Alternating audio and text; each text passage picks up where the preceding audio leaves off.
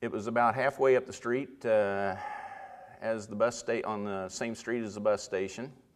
And in another place, he talks about being able to, or Dave Hirsch knows that he can look out the window of Ciro's and see the Second National Bank building, which has, Antone Wernz III had built back in 1924. The Wernzes they were like the people in Parkman, and Dave wants to be equal to them, and that's something that's kind of left out of the movie. Or not Dave, but Frank does. In order for the bar that actually existed on Main Street, it was actually way down in here. Here's the Second National Bank. The hotel would have been here. The bus station would have been up in, let's see, about this area in real life, but he moved it down here for the book into this area. That bar, like I said, would have been here, but in order to see the bank front, we have to move the bar up here a little bit.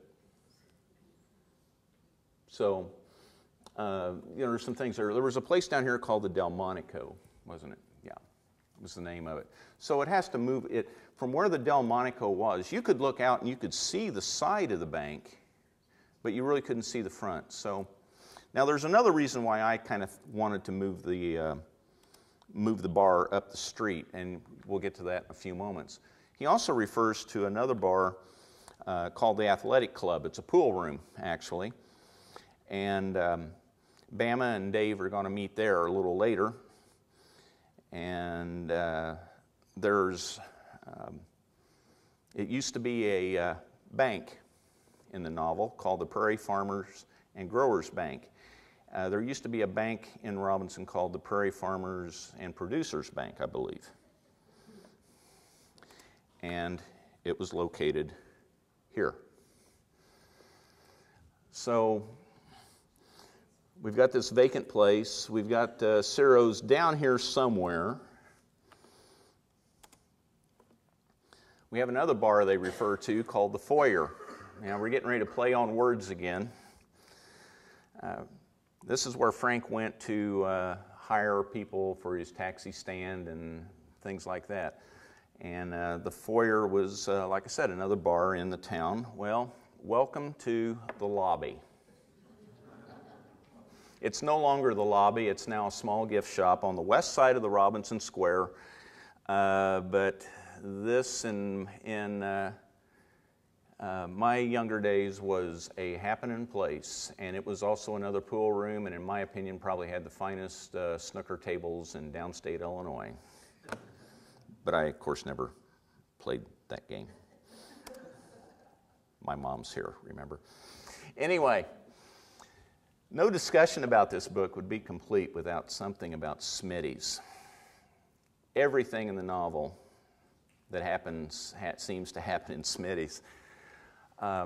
It's on the north side of town. It's north of the square in the novel. It's right next to our railroad track. It's in a block of buildings that has kind of grown up down there around the railroad track.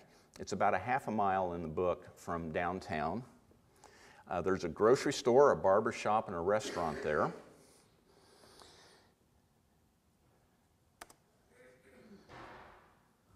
Well, this is south of the square. It's not quite half a mile. It's probably 3/8 of a mile, maybe 4 or 5 blocks. You can see there's a railroad track right next to it. This was a bar called Fisher's.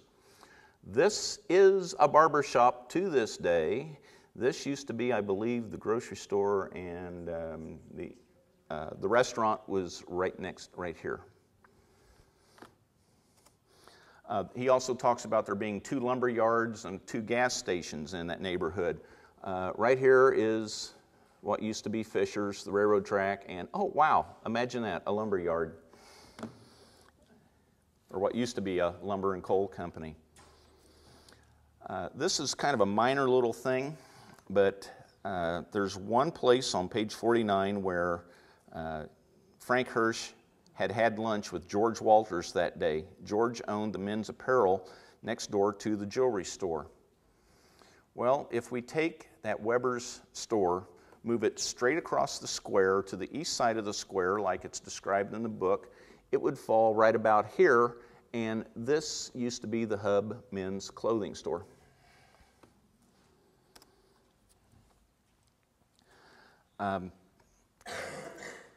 Edith had taken the afternoon off. I believe this is Edith it's referring to.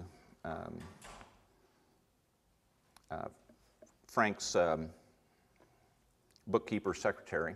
I'm trying to keep characters and places straight. There's a reference to her loafing at McGee's Pharmacy drinking Cokes or coffee. And then there's a place where Gwen French is out taking, I believe, a drive around town. And she turns off of North Main Street onto the one-way square, which if you turned off of the street that runs into the Robinson Square from the north, it is one way all the way around the square. And it talks about the drugstore being right there on the corner. Well, there wasn't a drugstore on the north side of the square at that intersection as described here at that time, but there was one on the south side of the square on the corner, and it was right here. It was Thompson's Drugstore. Before it was Thompson's, it was McGee's.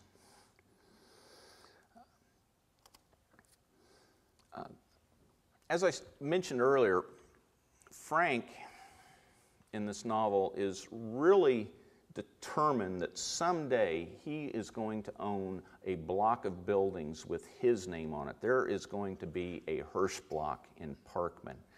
It's very important to him. And just like any small town, that's the only reason I put this slide in here, like any small town, the Robinson Business District has several names above the old storefronts. Unfortunately, a lot of them you can't see because they have those metal fronts on them that they put up back in the 60s and stuff and hid them. But we have still very visible the Harry Odie block and the Brubaker blocks. Judge Deacon,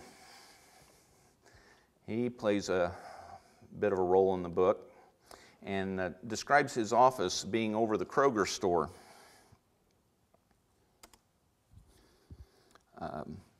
Here we are where the drugstore was. Down here where Goodwill is, that was a Kroger store.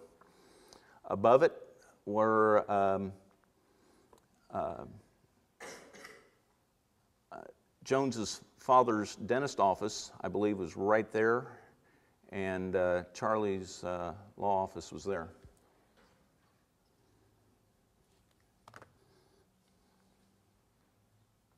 I think that's right, isn't it? Isn't that where they were? It was, yeah, it was the law office and then the dentist. I wanted to make sure I had those in the right order as I went around the square. Now, there's another character we don't really meet in the movie. Her name is Genevieve Lowe, and she had worked at the mode shop across the square from the jewelry store.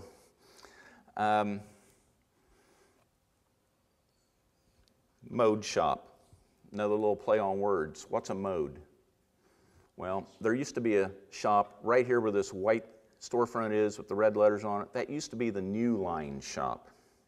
And my Aunt LaFern ran it for several years. In fact, there's some speculation that she's in the book as she is the person that Genevieve is based on. I heard that. You heard that? I did too.